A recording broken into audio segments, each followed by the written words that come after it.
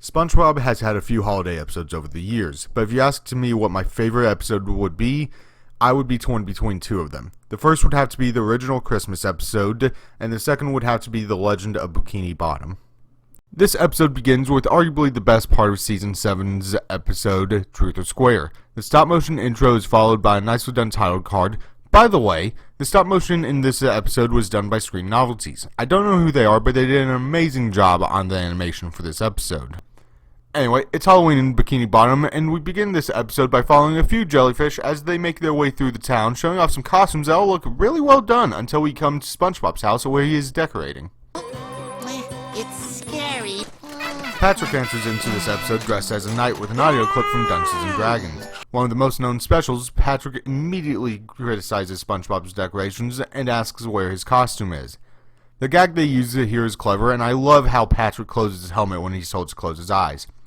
We are then treated to how Squidward celebrates and a few more funny gags before Patrick tells SpongeBob, Just have to remember one simple trick, and that is scary equals funny, which changes SpongeBob's entire look on the holiday.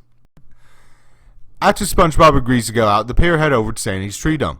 Sandy's shift from a flat image to her full model is also done really well here. It's fluid and actually took me a few watch-throughs to notice it.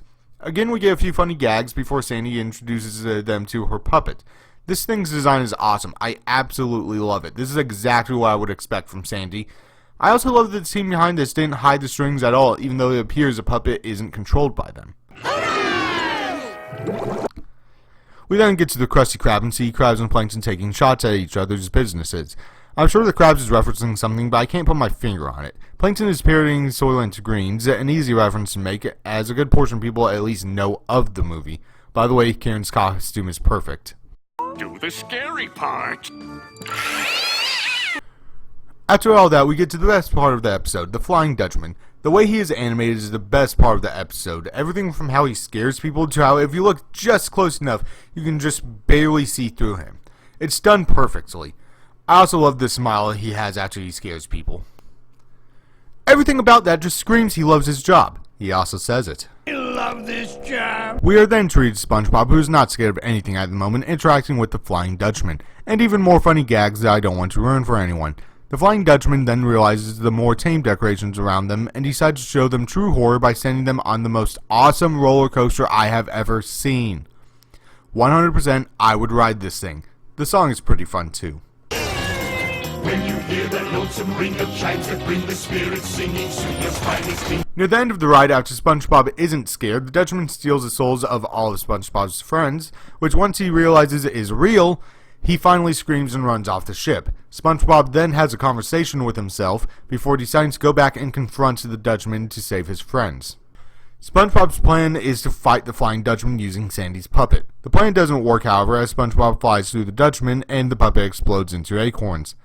Then the Dutchman laughs at SpongeBob's attempt to scare him into submission, and after saying he can't be scared, flies into SpongeBob's mind. After Plankton makes a callback joke to a few different episodes here, then we get a look into SpongeBob's mind, and well...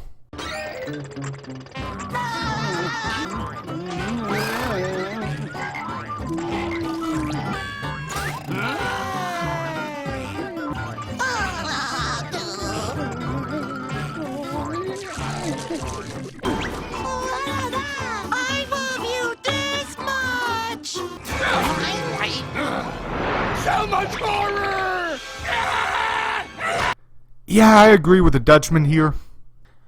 Everyone is returned to their bodies, and that was The Legend of Bikini Bottom. As an episode, I have to give it a 9 out of 10. It was well animated, the stop motion was amazing, and I don't think there's an unfunny joke in the episode. The episode does have minor problems, like the stop motion has some problems where there's a lot of moving parts, but that is something that I can easily overlook. If you haven't seen this episode, you should.